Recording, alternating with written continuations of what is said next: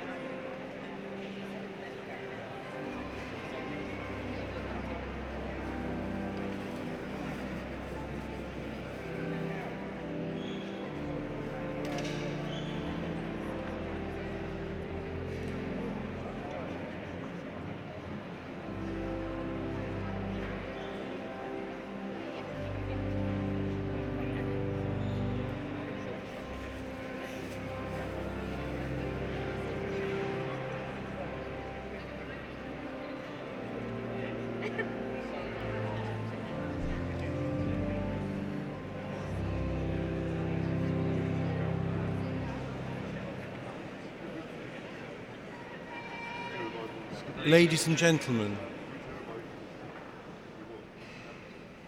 families and friends, a very warm welcome to Canterbury and to this degree ceremony of the University of Kent, which is held in this amazing setting of Canterbury Cathedral.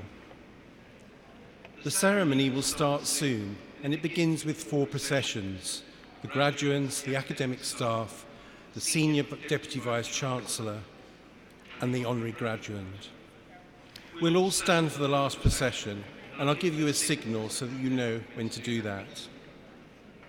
Now, this is going to be an exciting and spectacular occasion, and we want you all to have a truly wonderful experience during the ceremony and to see each and every student graduate. To make sure this happens, I would like to ask you a really big favour, that you remember all those seated around you.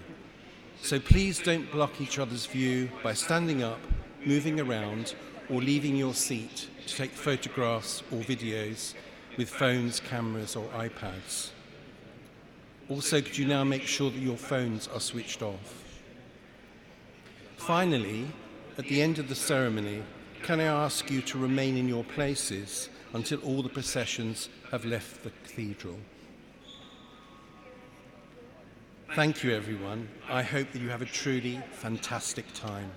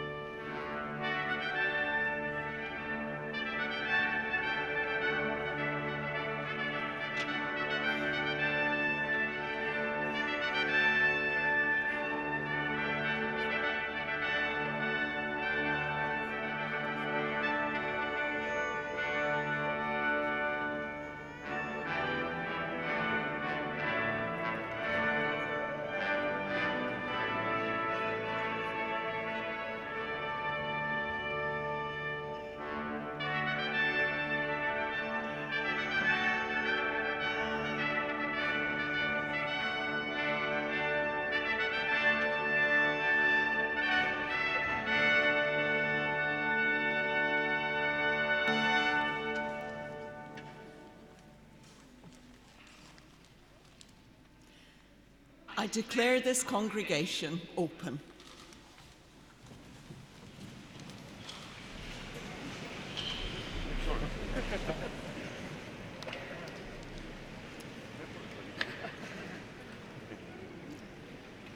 Distinguished guests, our honorary graduand, colleagues, and especially our graduands, welcome.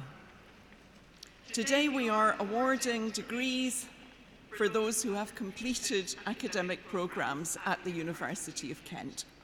I want to thank the Dean and Chapter for allowing us to use this wonderful venue of Canterbury Cathedral as the setting for today's ceremony. And I want to welcome everyone who is able to be part of our celebrations here today. Well, you made it. That was a very subdued whoop. You'll get to have another go louder later. That's good. This is a very special occasion, and especially for our graduands. On behalf of the university, my very warmest congratulations to all of you who are graduating today.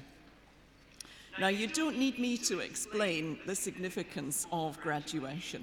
It recognises an enormous investment of your time and energy over a sustained period, and you should be rightly proud of your achievements. But I also want to thank all of the family members, the friends, and the supporters who are here to join in this celebration. Your presence helps to make graduation such a special day. And you will have provided so much support in so many ways to all of our graduands, for which you too deserve congratulations. And finally, I'd like to thank all of those members of university staff who have supported you throughout your studies and in your broader life at the university. It's because we're a community with the staff and students together that the University of Kent is such a successful institution. So I'm Deputy Vice-Chancellor for Education, and in that capacity in particular, it is a matter of great pride to see you all here today. There's no doubt that Kent students are absolutely amazing. Every year, we are inundated with nominations for the Kent Student Awards, which is a scheme that recognises the outstanding contribution that students make to the Kent student experience. And every year, we hear incredible stories from our students about their achievements. Many of them are inspiring, many are truly humbling. This year, the Student of the Year Award recognised a contribution made to the local community, with the winner providing free legal assistance to vulnerable people, and the Group Award went to the Kent Caribbean Union for running events that share and represent Caribbean culture. Here at Kent, we've got a reputation for encouraging our students to think independently. And during the course of your study, you will have developed the attributes that will stand you in good stead for the future: confidence, creativity and innovation, critical reflection, global and cultural awareness, integrity and accountability, intellectual curiosity, and resilience. You have learned how to learn. So being here today means that you have already excelled academically, but you've also gained the knowledge, the skills, and the understanding to enable you to move on to the next stage of your lives. And this is what makes Kent students so employable after graduation, and ensures that you are equipped to play a full part in society at a time when, frankly, society needs you more than ever. Of course, it helps to have great teachers. We have some of the world's leading academics among our staff, with a passion for passing on their knowledge and research skills to their students. Our researchers make a difference in the world, working across disciplines to tackle the world's challenges, some big and some small. They will have made sure that you are up to date with the latest ideas and that you were challenged intellectually. And we've been awarded a gold rating in the government's Teaching Excellence and Student Outcomes framework, and that means our teaching is of the highest quality found in the UK. Now, we are in challenging times. Both in the UK and around the world, we are seeing political polarisation and a shifting world order. But we should never, never lose sight of all the positives. There are innumerable research-led developments in health and technologies, culture and society, which have improved all our lives beyond measure. And there are many students coming to Kent who would never have had the opportunity to go to university in the past, and who enrich our communities immeasurably today. This is what universities are for. We are here to make a difference, whether it's through providing an education that will enable you to make a mark on the world or carrying out excellent research. And all of that is vitally important in its own right, too. As Judith Shapiro, the past president of Barnard College in New York City, put it, you need a university education because you want the inside of your head to be an interesting place to spend the rest of your life in. The University of Kent values excellence, and we will support potential wherever it may be found. We are outward-looking, and we welcome students and staff from the UK, from Europe, and around the world. Together, we create a large and diverse community which celebrates equality and inclusivity. While the UK will be leaving the European Union, our postgraduate centres in Europe will continue to flourish. We will grow new opportunities, such as global health modules in Brussels. These centres and our partnership agreements with over 300 universities worldwide make us a leading international university. But we are also committed to our region and to its economic, social and cultural development. This year we received a substantial award to support investment in creative, cultural and heritage initiatives, which will see the creation of over 500 creative industry jobs and 60 apprenticeships in the Thames Gateway region. Next year, we'll be launching a new institute for creative and cultural industries based on partnerships with businesses, in particular in Medway. And in September 2020, we'll be opening the doors of the Kenton Medway Medical School, a joint partnership with Canterbury Christchurch University designed to help solve the chronic shortage of medical practitioners in our region. These are just a few examples of a broader set of initiatives designed to ensure that what we teach prepares our students to confront the challenges of the 21st century. For example, we'll be rolling out new programs in mechanical engineering, digital design, planning, and human geography. So we're here to celebrate your academic achievements, but we also know that your fondest memories will often be associated with what you've done outside your academic course. You'll have had the opportunity to join a wide range of sporting and other clubs and societies, and to take part in cultural and social activities. Your volunteering has added hugely to the wider community. University of Kent students have provided nearly 100,000 hours of voluntary service this year. And some of you will have taken part in our annual World Fest celebrations, which has everything from Bhangra drumming workshops to a food festival. So, graduands, I hope you're as proud of your university as we are of you. I hope you enjoy the rest of the ceremony and afterwards go on to celebrate your success with your family and friends. By admitting you to your degree, it's our honour and pleasure to mark your success and to wish you well on your future path, wherever it may lead you. Thank you very much.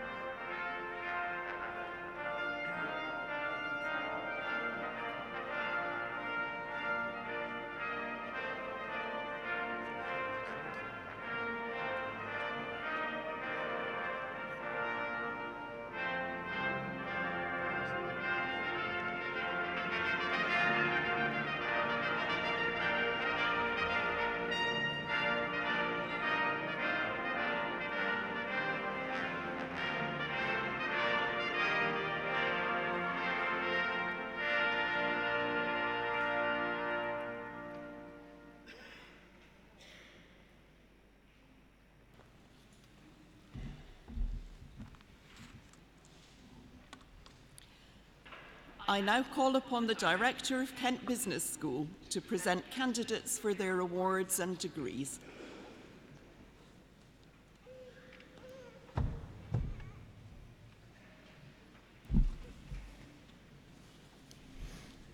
Most Honourable Deputy Vice-Chancellor, to you and to the whole University I present these candidates from the Faculty of Social Sciences, found worthy to be admitted to awards and degrees. By virtue of the authority committed to me, I admit all those who are about to be presented and other qualified candidates in absentia. For the degree of Bachelor of Arts with Honours, Matthew Terry Kwaku Abubaji Barrow.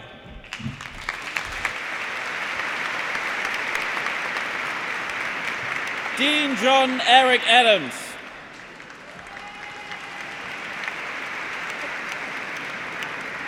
John William Niklu Ajeti.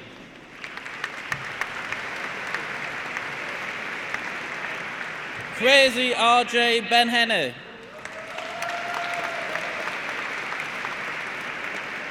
Shakil Ahmed.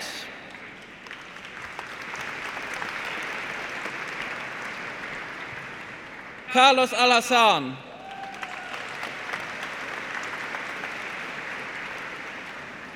Abdullah Mohammed Jakar Al-Mansouri.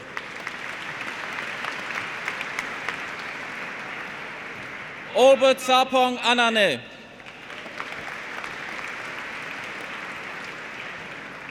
Joel Arul.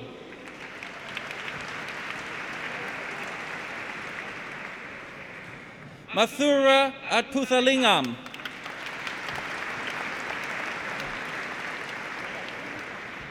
Rubashiri B. Nithyanathan.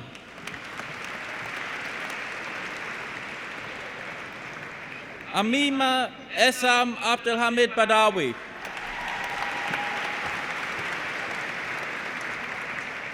Jack Anthony John Bailey.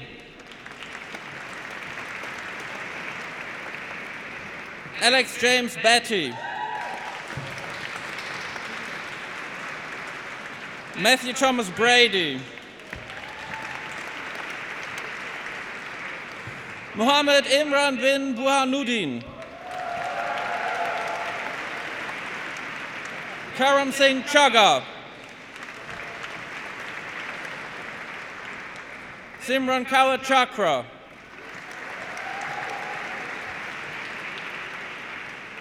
Chunmun Chon.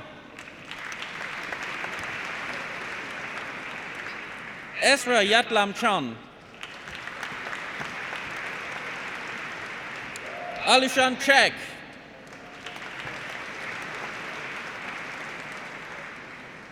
Wenjai Chen.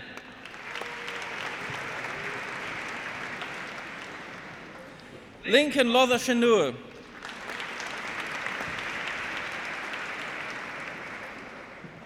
Pei Xing Megan Chun.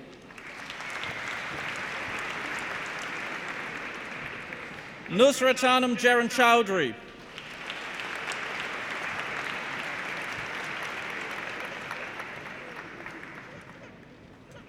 Rebecca Louise Cockdale.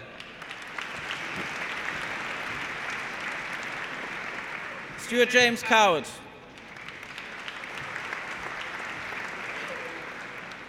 Ryan Edward Cowdery. Carl Thomas Crow.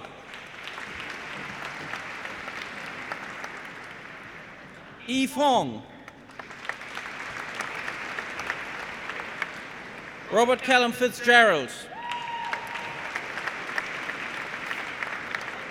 Sean Anthony Ford. Andreas Georgiou.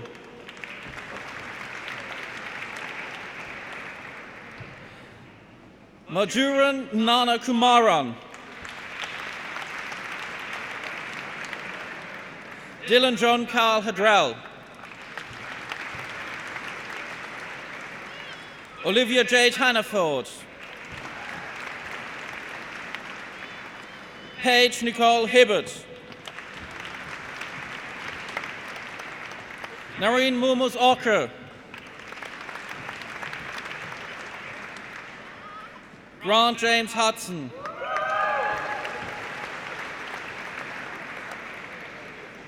Halima Hussain.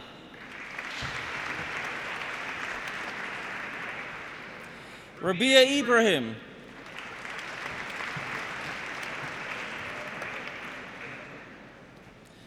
Jijanali Jetha.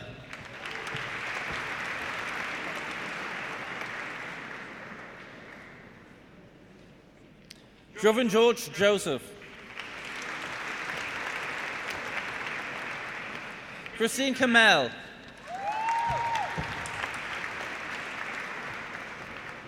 Quan Ching Q.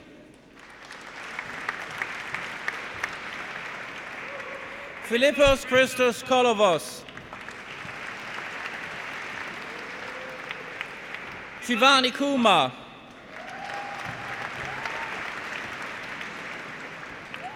Kaylee Jane Lander.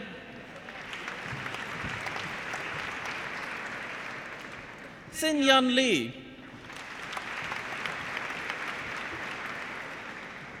Wan Fong Lee.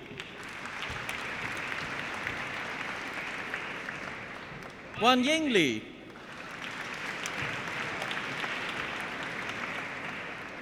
Anvia Singh Lehal.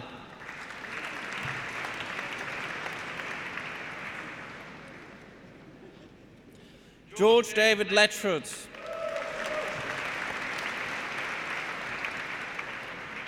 Ningxia Lee.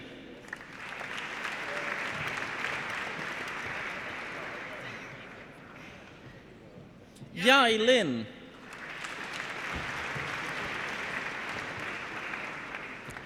Nicholas Littell.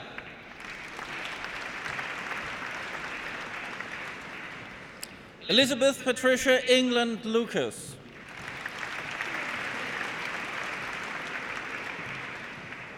Shui Ma.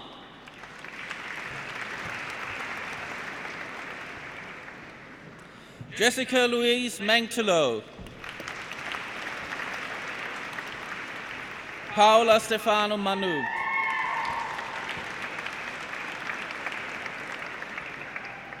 Antonio Mehmeti.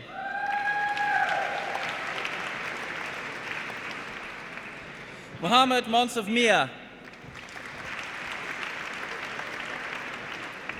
Maud Arif Ayman Maud Sabri.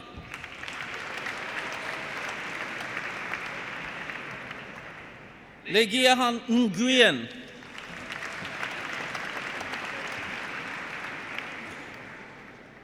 Daniel David Nichols. Michael George Nord.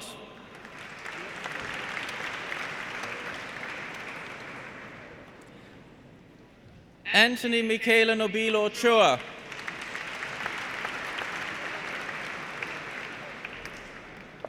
Solomon Subuga.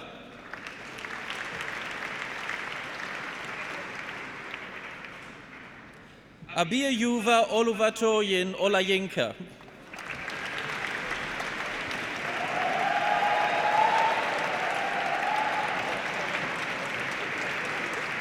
Oluvabukola Temaliladun Olodo.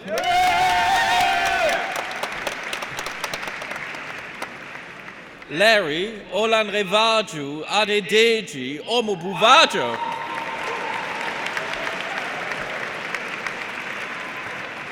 Sanas Omumi.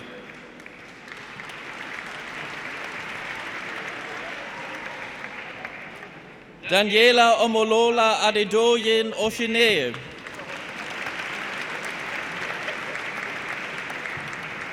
Keith Krabena Oviredo. Sia Painda.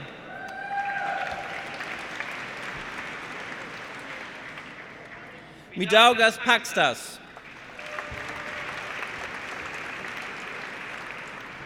Ian Pan.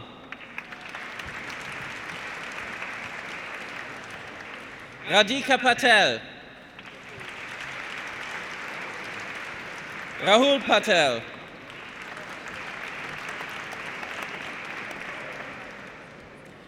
Anais Janet Pezana. Magdalena Monika Pinchak. Dana Samantha Pointer.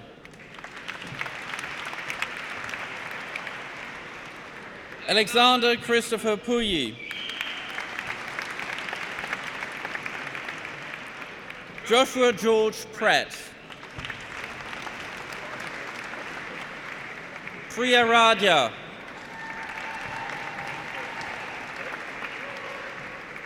Sarah Asaya Ramsey. Annabelle Louise Margaret Rapur. Mohammed Awad Jamil Abdur Rahman.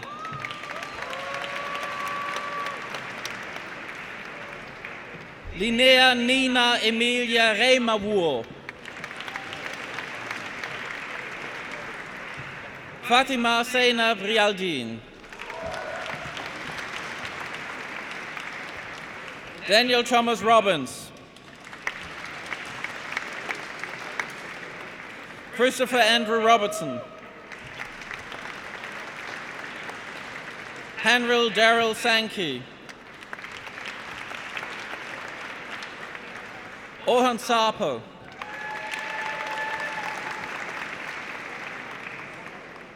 Kahoi Se. Carl John Sheldon. Marlon Samora Velaji Nana Sheva.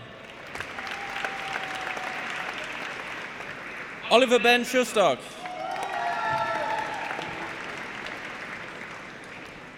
Adomas Skripkauskas.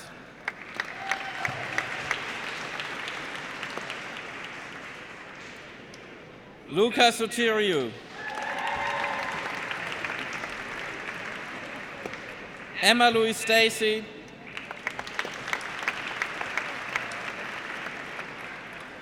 Agatha Struzanitje.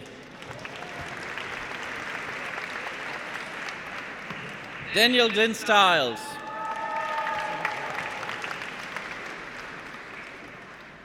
Skinmantas Switorius.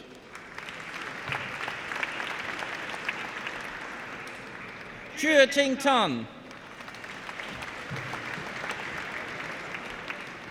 Dia Monisha Tarachand. Zi Ching Te.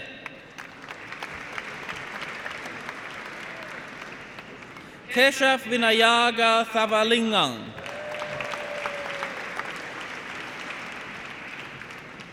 Jia Waithat.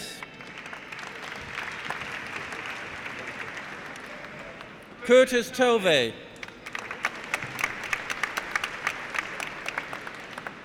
Hong Ching Calvin. Georg Tuksetin.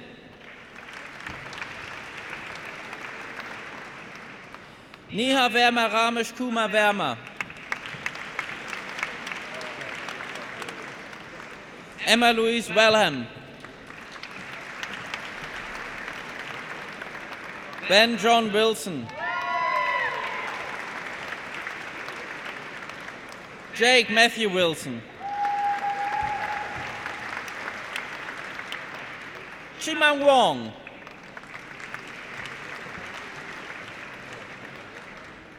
Long Yin Ken Wong. Hassan Yaman.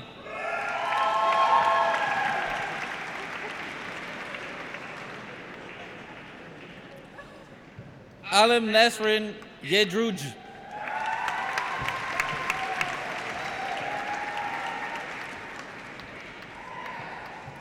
Thivaga Yoganatham.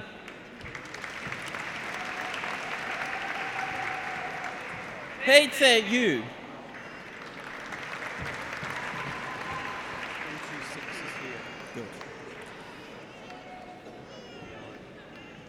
For the degree of Bachelor of Business Administration with honors, Nikola Adamova.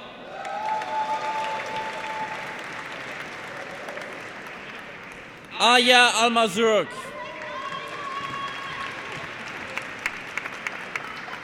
Oluvasheum Yadesola Ivonayeni.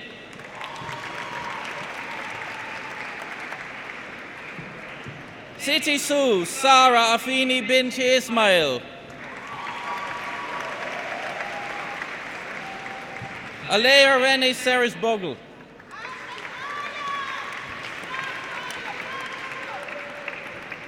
Josephine Elizabeth Carmina Camacho. Ryan Melvin Chansun.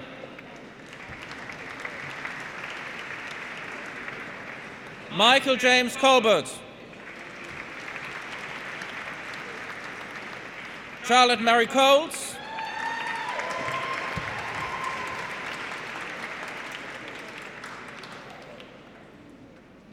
Hannah Dawn Krug.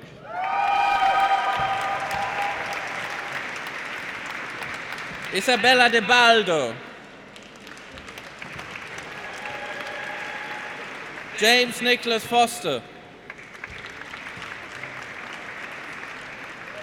Irene Frankie.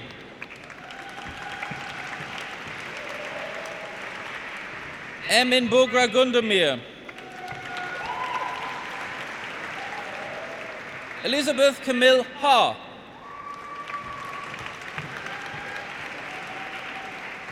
Shanae Louise Hassan.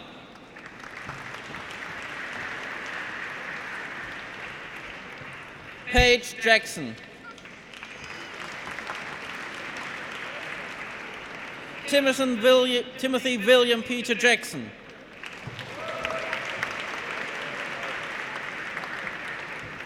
Alex Christakis Yakovidis.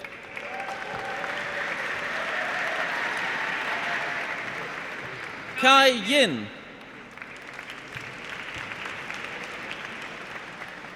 Heba Sheroz Khan.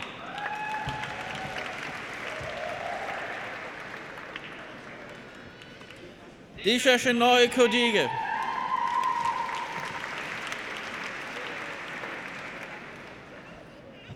Azra Kutsukara Muklu.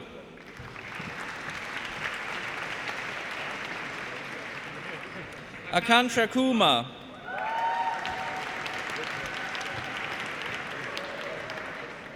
Anastasia Labate.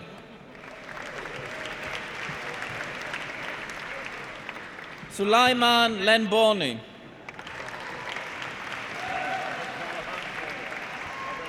Andrew Toby Dexter Loweth.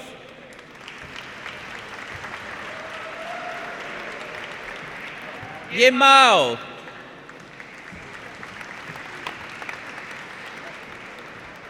Rihanna Audrina Margione. Alice Jack Minter.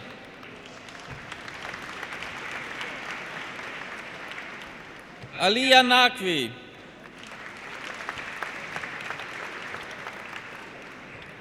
Rima Talal Kazim Nasser Edin.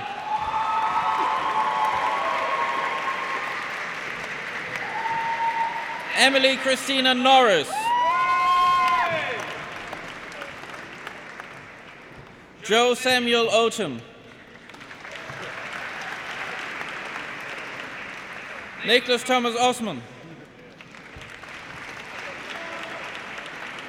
Pranay Parekh.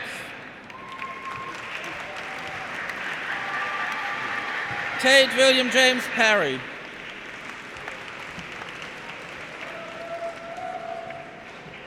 Alessia Antonietta Piras.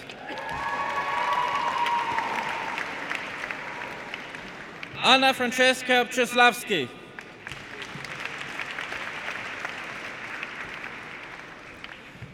Yuri Rech Keruel.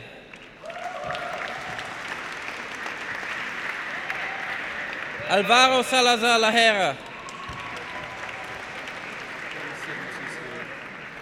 Elsa Serra.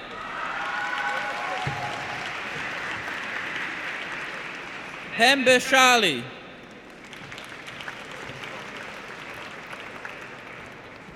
Chuk Ting Matthew Sun. Hawa Ying Te.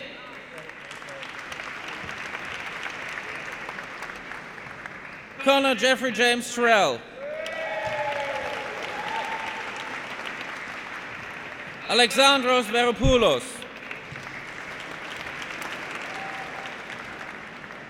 Yujia Wong.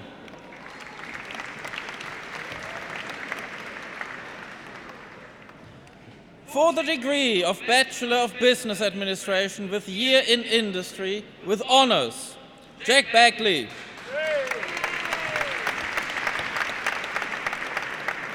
James Edward Baker. American Alexander Ross Brown. Sainan Sharon Dati. Tinotenda Priscilla Govero.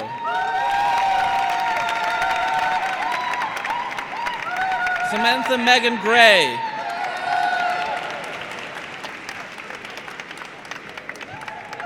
Joseph James Noah Hannon.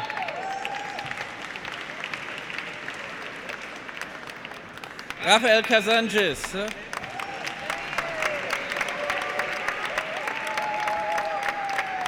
Zoe Hannah Jane Langston. James Peter McHattie.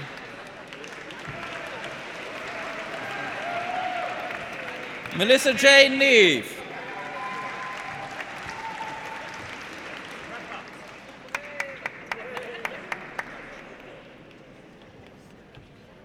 Panis Rad.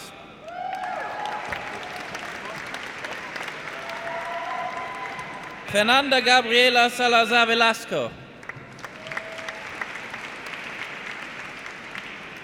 Clara Soto Aguilera. Simona Vicenza Volpe.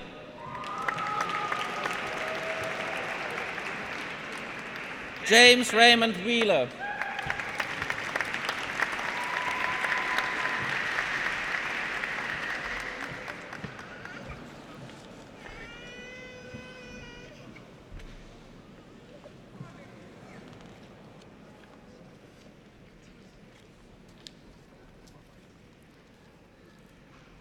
I now call upon the public orator, Dr. Luis Zislava, to present Anthony Terence Angie for the award of an honorary degree.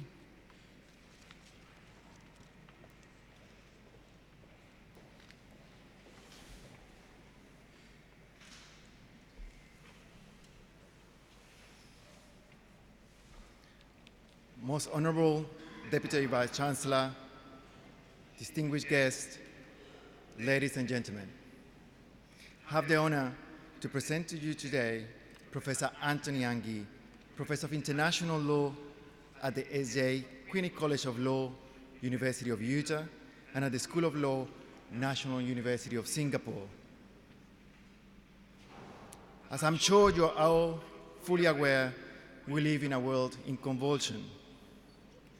Our political, economic, and electoral systems, as well as the natural environment that sustain us, are going through a very difficult time. This is the case all over the world, in France, Iraq, Sudan, the Philippines, the United States, Brazil, but also here in the UK and beyond. I'm also sure you are all aware that not everyone is being impacted equally by this state of affairs. Those with fewer economic resources, those with fewer educational endowments, those marginalized by their skin color and their gender, those with fewer opportunities, and of course, those non-human species that are being wiped out at an unprecedented rate by the actions of humans are sadly the ones paying the highest price. Over the course of his academic career and his professional career, Professor Angie has contributed enormously to the transformation of our collective understanding of why and how we got here. In particular, Professor Angie has revolutionized set understandings of how the field of international law has been implicated in the construction of this reality. According to common perceptions, and still according to many authors, international law is a force for good, a body of norms that promises peace, progress, and human rights for all. Professor Angie has contested this understanding through his impressive body of work, demonstrating instead how international law, since colonial times, has been involved in distributing global resources at all levels in very particular ways.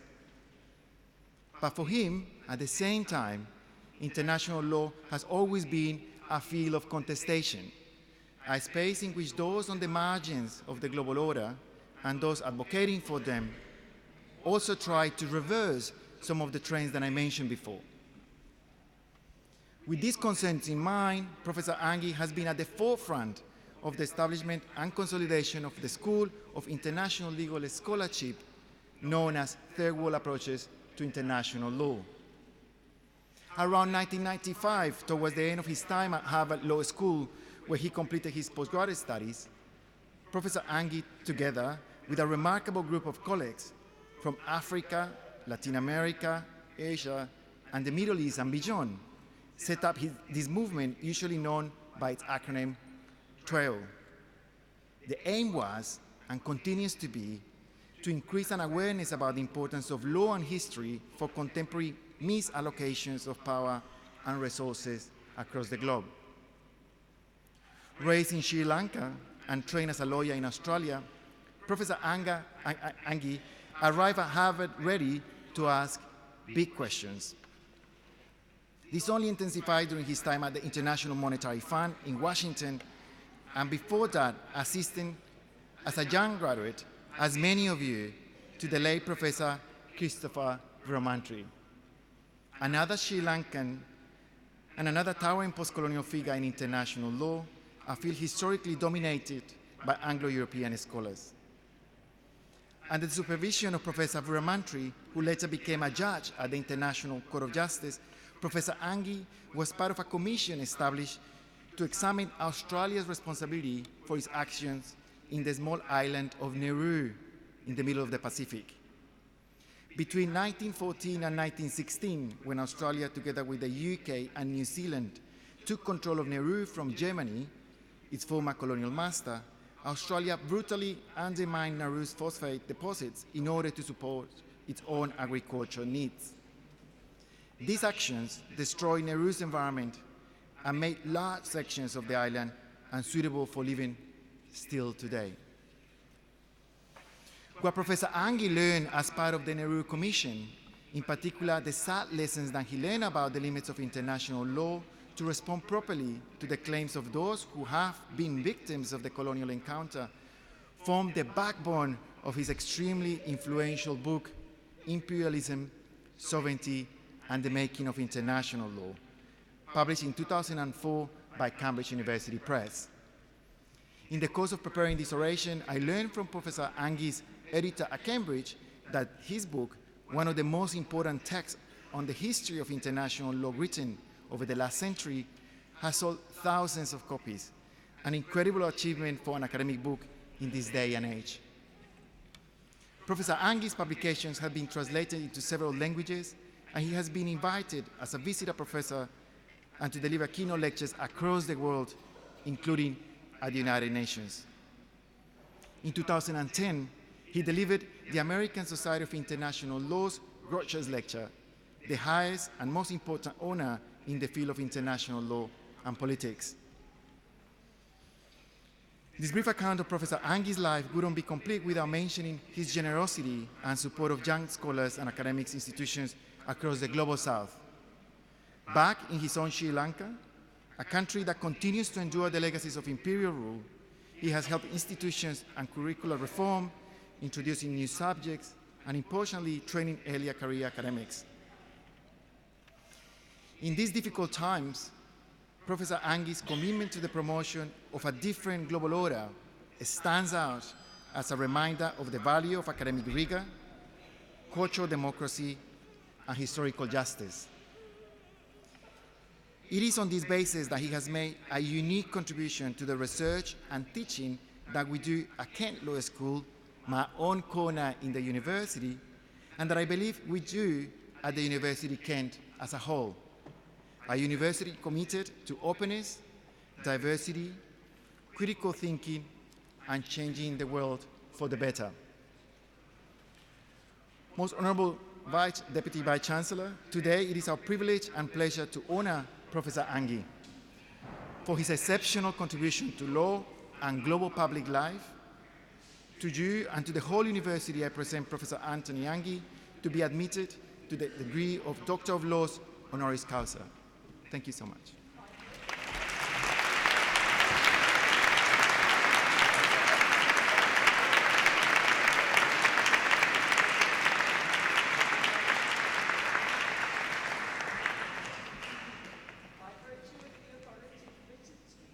I admit you to the degree of Doctor of Laws honoris causa.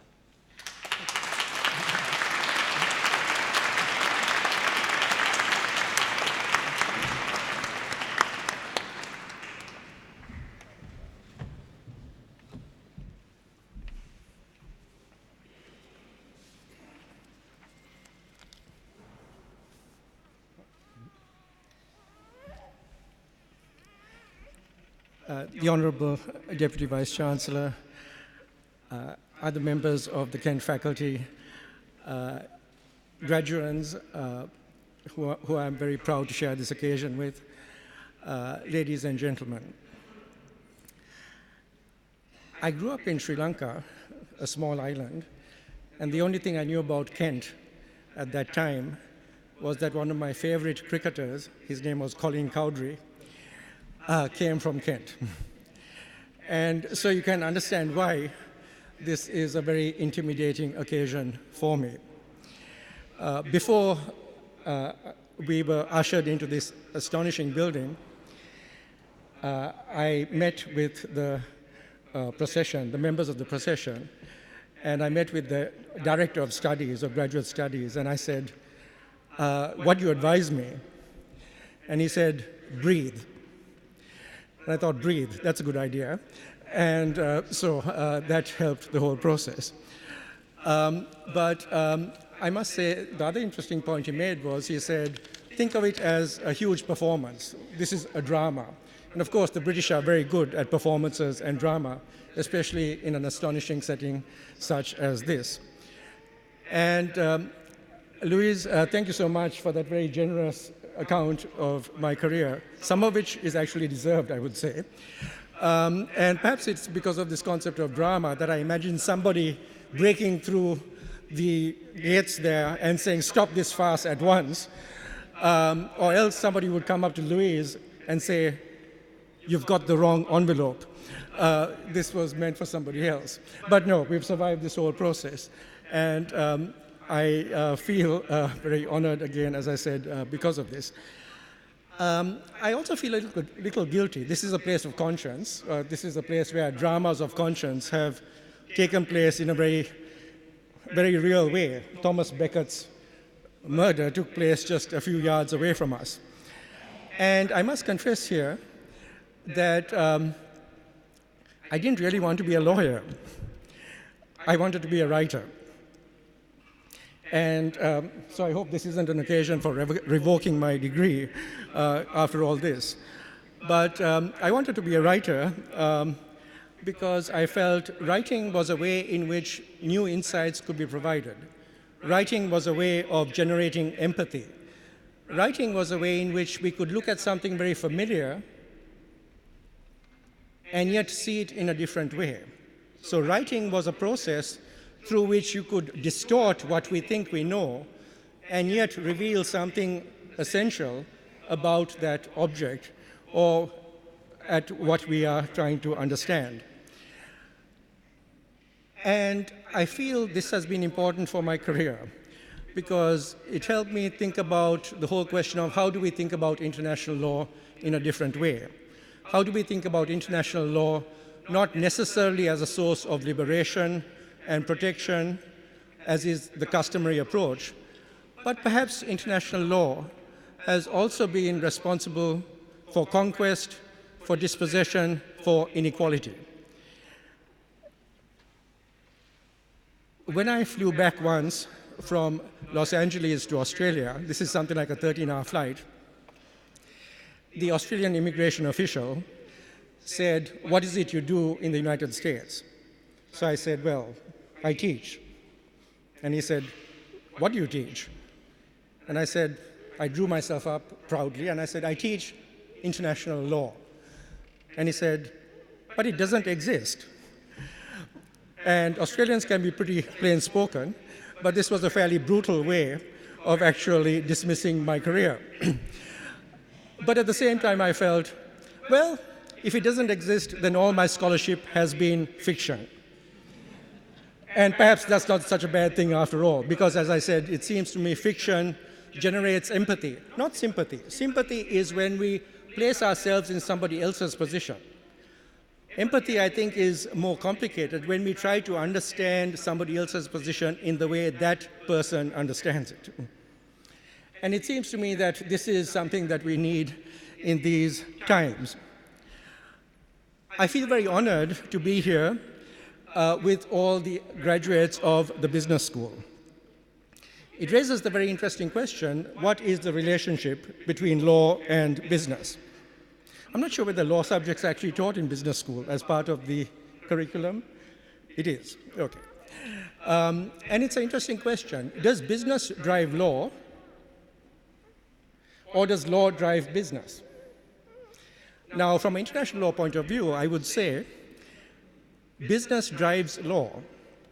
And the basis for that claim is my study of the history of international law that Louis was so kind to outline. The father of international law is often thought of as a very great Dutch scholar whose name was Hugo Grotius. He lived in the 17th century.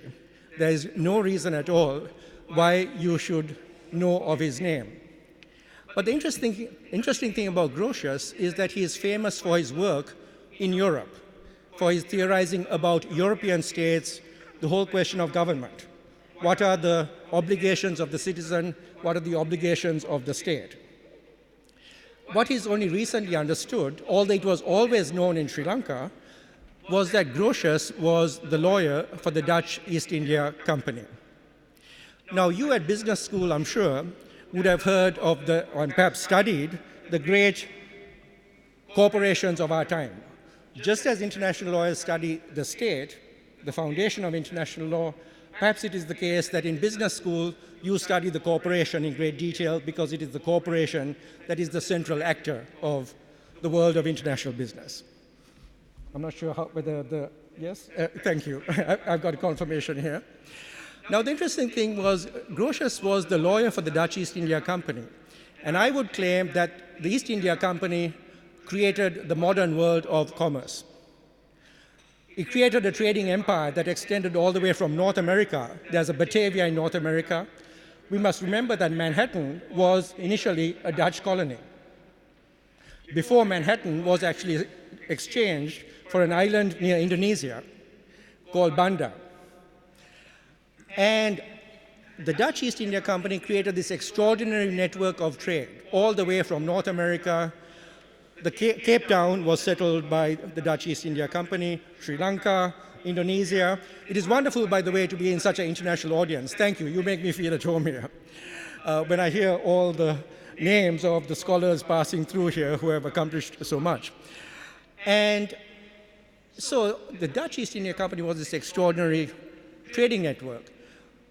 The Dutch East India Company also innovated in terms of finance and in terms of legal structures. I would claim it is the first modern corporation. And it is interesting to note that the first modern stock exchange, which was created in Amsterdam, was created for the purpose of trading in shares in the Dutch East India Company. Now, Grotius, I would argue, created international law to justify the actions of a corporation. He said a corporation could govern people. A corporation could go to war. A corporation could mint its own currency. Now, that experience of the corporation was experienced really in Asia and Africa. It would be very, you could say, unfamiliar to a scholarship that focuses just on Europe in this way. So the question I would ask is, would the world be better if the world was governed by corporations? Because certain countries in Asia, for instance, historically have been governed by corporations. They might be more efficient, they might be more productive. You won't have to go through this whole complicated, messy thing called democracy. This is simply a question that is raised if we look at the history of international law in a way that brings in the stories of people from other countries, the experiences of people in Asia, in Africa, and perhaps even North America. So what I would like to suggest here is that we are indeed facing a world of real challenges. As somebody said, humankind cannot bear very much reality. And yet the reality we face is a reality of environmental degradation, social dislocation, growing inequality. I think there are some stories suggesting that the richest 500 people in the world have as much money as half the world's population. So all of us, I would suggest, need to think about what type of social order, what type of political order would we like to live in? Would we like the next generations to live in? I was asked to advise the students of this graduating class, and I felt very ill-equipped to do so, because there's no guarantee that what worked for me would work for you. All I can do is outline my own experience in this way. But I would like to suggest to the graduating class that all of you will be playing a role in determining the future of the world in this way. Business makes the world go round. Business, indeed, perhaps even shapes law, as I suggest, by looking at the story of grocers. Now, it might seem impossible to you to imagine yourself at this stage of your careers as being in leadership positions. When I was in your position, and I had to listen to myself, or someone like myself give a talk, I thought to myself, I don't have a job, I just want a job. I don't want any grand visions of leadership that all seem so distant and impossible. I had applied to many law firms and none had employed me. And so I had to rethink what it is I wanted to do and how to achieve that. But what I do want to assure all of you graduates, impossible though it may seem at this point of time, is that Kent has enormous confidence in you because they have equipped you with the technical skills that are useful no matter where you go in the world. What has also impressed me enormously is the fact that Kent has such an international approach. And that is completely evident just by looking around at the people gathered here today. And that, I think, is crucial, as I said. Internationalism done right. There's a wrong way of doing internationalism, which is to say, I'm going to talk to somebody from some other country and present them and impose on them my ideas. I'm going to tell them what to do. Real internationalism consists of trying to understand other people, where they are coming from, how they see the world, and what we might learn from what they do. So, in all these ways, all I'm saying is that you will be playing a role in this great drama, if you want to use the word, of how the future of the world is going to be shaped through your careers. And it is a career, I hope, that will combine the technical skills you have learned here with that larger ethical responsibility of how do we make the world a better place. We have that responsibility and obligation. Finally, I just want to say, I also feel guilty about receiving this award because, and Louise has suggested this, I don't feel it is mine alone. I would like to think that my writing is the work of an individual, you know, the classic writer, the world is against me, nobody understands me, I am stuck in my own little isolated world, understood by nobody, trying to forge in the smithy of my soul, the uncreated conscience of my race.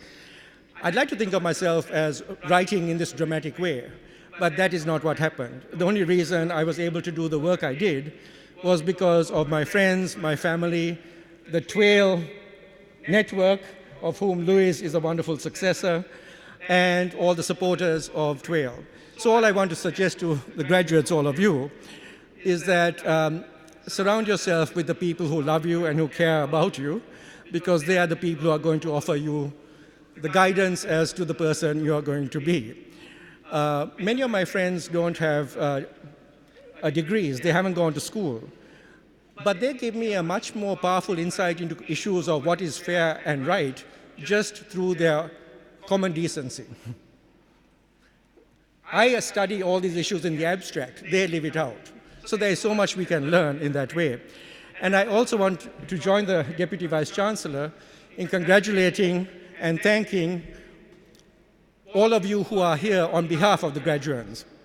I think we owe these supporters, the families, girlfriends, boyfriends, husbands, wives, parents, a huge debt of gratitude. This is happy debt, not the bad debt that runs the world and that we have to cope with, because it is a world that is flowing awash in debt. But this is a better type of debt, which makes us, in a way, more human. And so thank you again to all the supporters here, because they are the people who put up with you. They helped you, they supported you, they fed you, perhaps they even financed you. And so just as in my case, my father is here, I owe so much to him. And by the way, even this morning he knocked on the door and said, don't forget to mention the environment. So he hasn't given up on continuing to shape what I do. So I mentioned the environment, Dad. I hope we're happy. And we understand why there is a need for this. So thank you so much again for this great honor. Thank you to everybody, all the graduates, for this great honor. Thank you.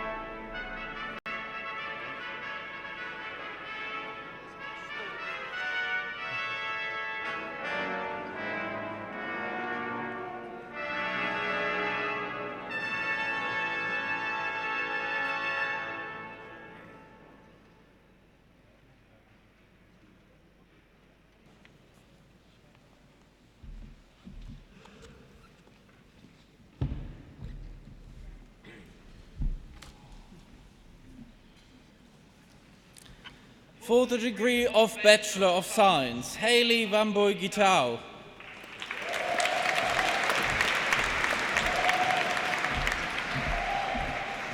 For the degree of Bachelor of Science with honor, Samuel Adediji Achutan.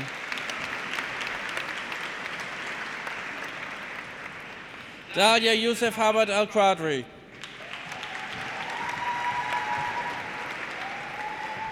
Nura Al-Kital.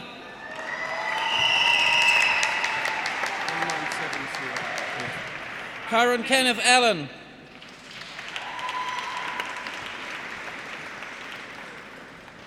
Hisham Erb Mohammed Al-Musawi. Omar Al-Rifai. Francesca Bell Andrews. Cecilia Antonini.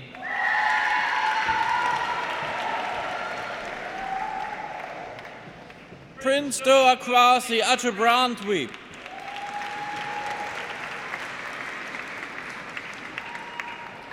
Simran Arab.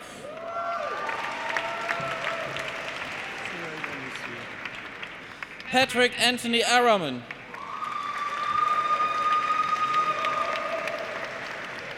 Asanath Apoma Asamoah.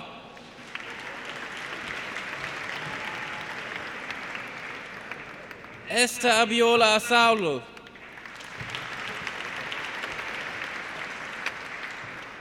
Laith Faris Azi.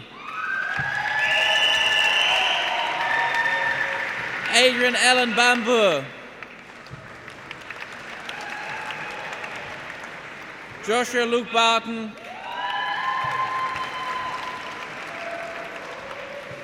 Benjamin Benoit de Bergen, Matthew Robert Bird, Miles Jonathan Cameron Blackburn, Oliver Edward Bliss, Birgit Berg,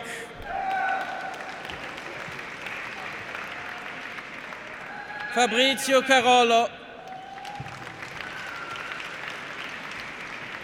Shunhei Chan, Yi Chen Chen,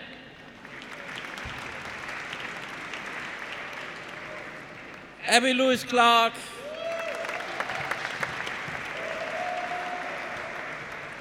Kieran Derek Conway Neem,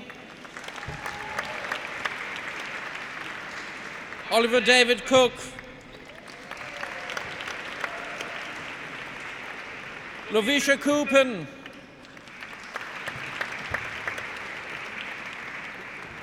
Jacqueline Marie Coughlin, Sarah Elizabeth Crocker,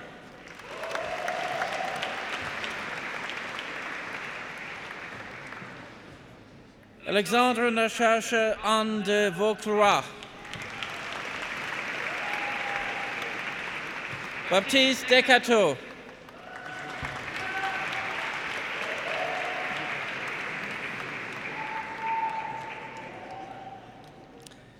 Tsitsi Dlamini,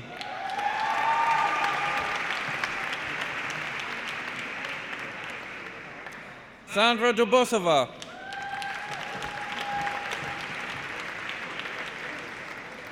Joseph Roman Duchesne, Yusuf El Kasrawi, Maisie Mary Ferguson,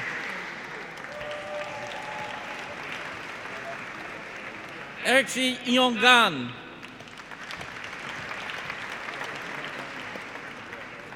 Gary Jonathan Gavilanes Lopez,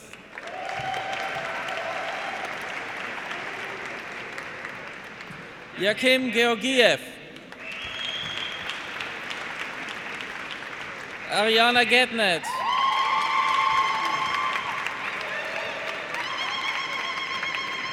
Katrina Louise Gilbert,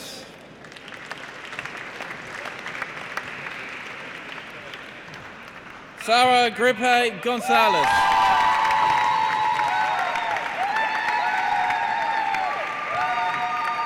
Mihai Harizomenov, Courtney Harrington,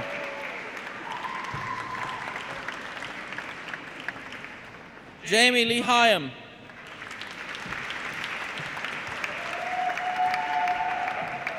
Karina Iffert,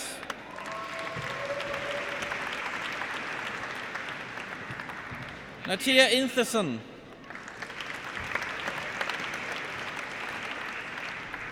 Shohadul Islam,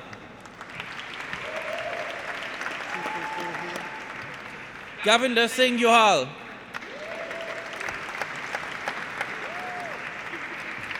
Ines Jorge de Souza Caneo Alcobia,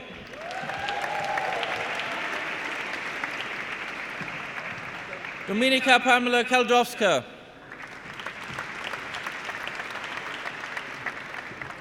Jelikatu Kamara,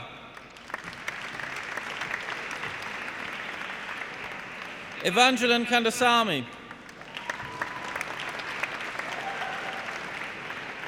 Ian Monene Kanini,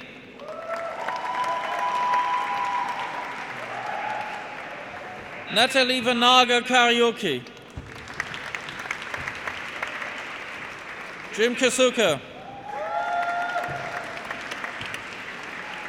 Nicoletta Kalesi, George William Lawrence Kennedy,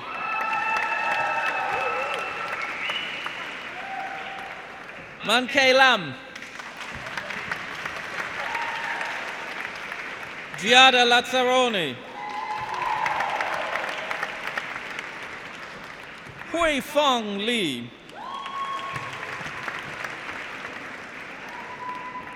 Joseph June Kit Lee. Liam Joseph Lee. Mozinga Diana Ovechi Mangono. Kiyothika Manyalagan.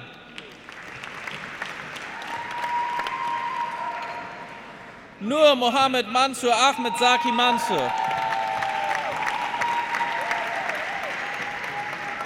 Beatriz Marazuela Garcia de Paredes. Nathaniel Ola Matthews. Jack Jordan McCarthy Davis.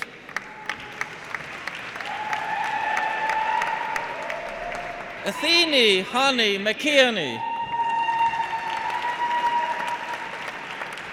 Miriam Messina.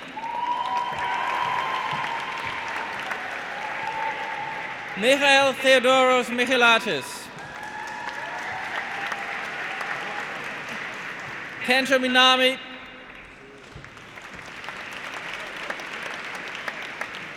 Maria Salet Miranda Vera.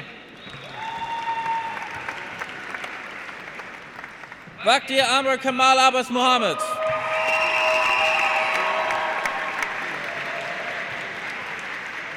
Stuart Jonathan Morgan.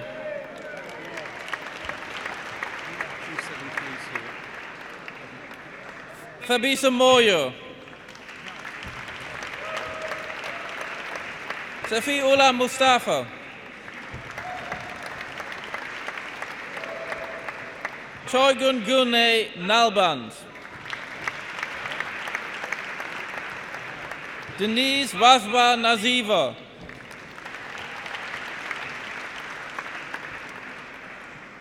Vanessa Abrafi Dafi Newton. Trick Ying Cherry Ng.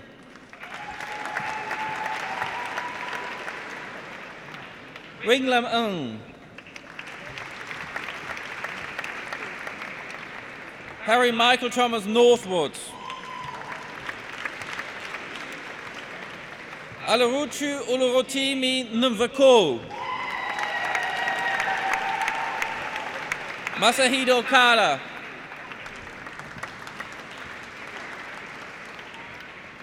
Ayiri Oki.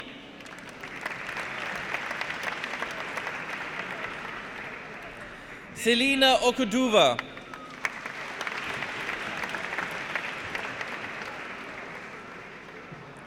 Peter Osamudiamen Omodambwen. Tenyola Ajoke Osholoye.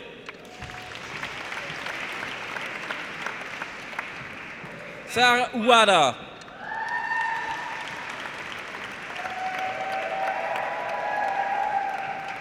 Winkan Nasola Helen Ovoyemi.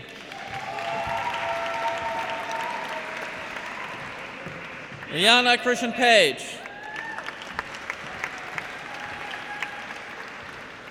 Devontae Palmer. Alice Lauren Parker. Priya Hemant Kumar Patel. Ria Pelham Pope. Chin Pong.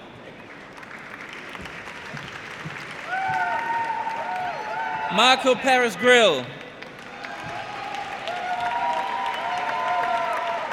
Javon Marshall Parry.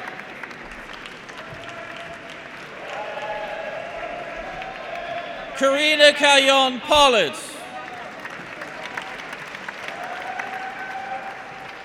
Victoria Popova.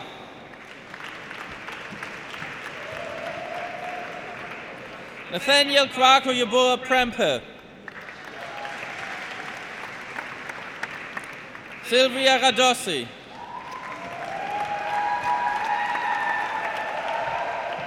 Vishan Ansar Rafiq. Tabina Rai.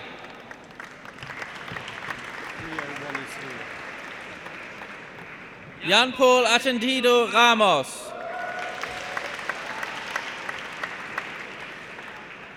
Kebe Sane.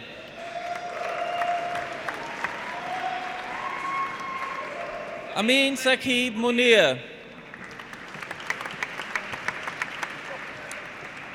Matthew James Savidis.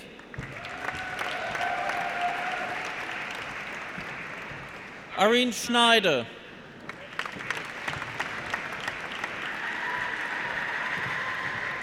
Georgia Jane Seward.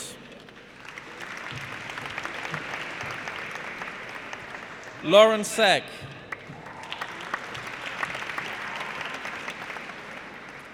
Hannah Colette Steele.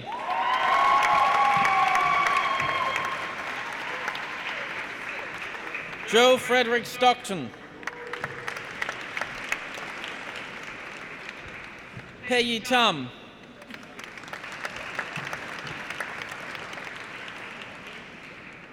Sally Tian Hui Tan. Yi Tan.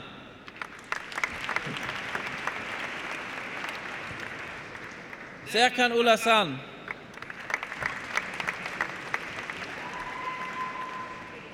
Alice Fanny Marie Wachtmeister. Lloyd Jermaine Williams Ebe. Levin Worth. Austin James Wood. Maxwell Wolf. Takumi Yamazaki. Kali Kahei Ion.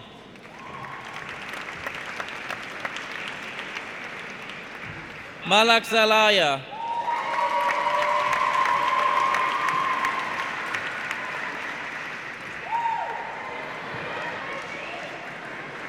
Gasparis Jasper Zambelis. Huh?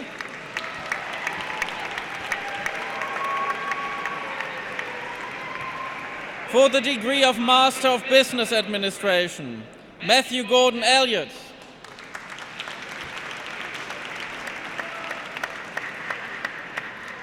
My colleague Debbie Kemp.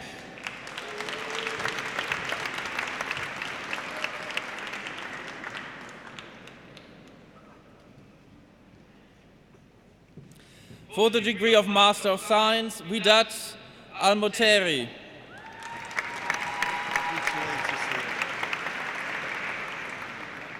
Adevoye Ebenezer Ayonkunle.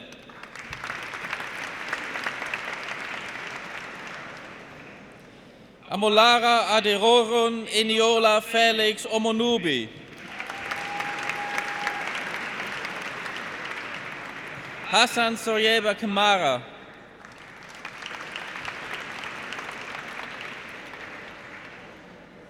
Fiona Lin.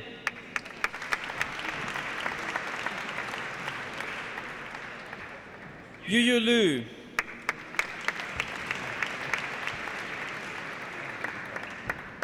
Ching Luo.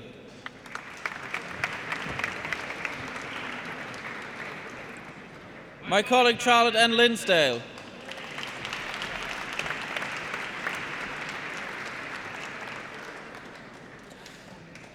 Shukwu Mecca Madueke.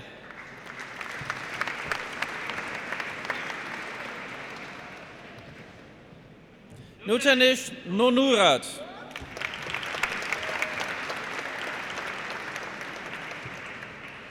Ying Ren.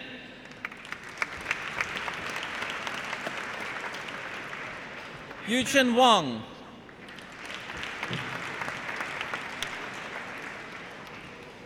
For the degree of Doctor of Philosophy, my colleague Annunziata Esposito Amideo.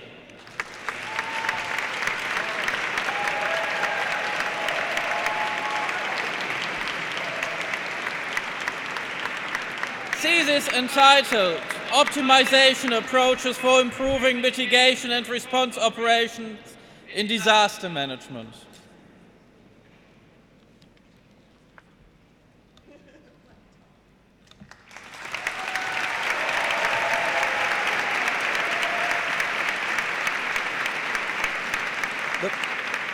The following candidate has requested that they be admitted to the degree of Doctor of Philosophy in absentia. Nurfakeya Ahmed.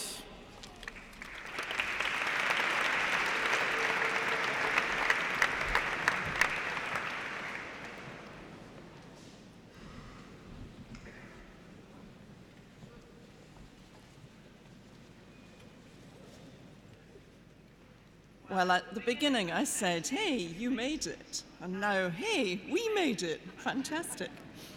Can I ask everybody, please, who has received a degree or a certificate today to please stand?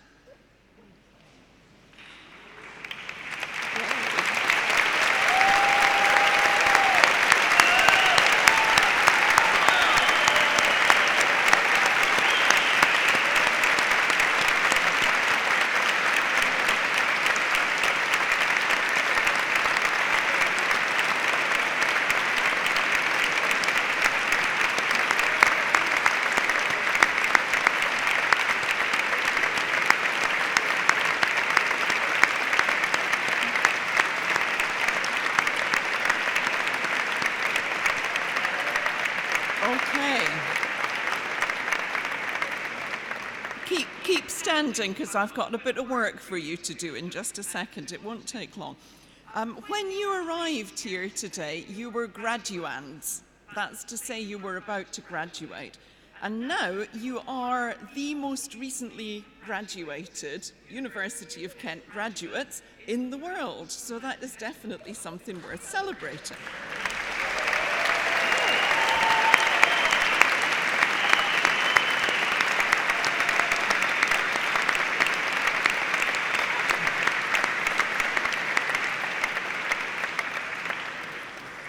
So today's ceremony has been an amazing celebration of your achievements. We have been clapping you forever this morning, and it has been quite right that we've recognized your successes.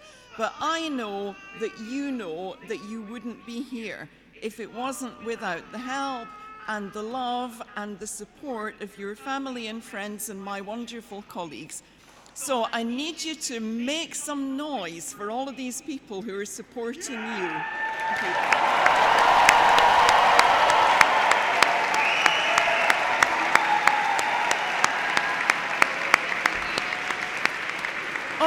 Okay. That wasn't bad, but it wasn't fantastic. Can we do a bit better than that, please? Fantastic. Well done. More like it. So we've been saying well done to you. You have thanked all of those people who've supported you through your Kent journey. Graduation marks another transition. You are now members of the Kent alumni community, and you will remain part of the Kent family. I hope you will keep in touch with us in future as your lives unfold. You are joining Kent's exciting journey into the future. Thank you all for coming. I wish you a safe journey home and a wonderful day. I declare this congregation closed.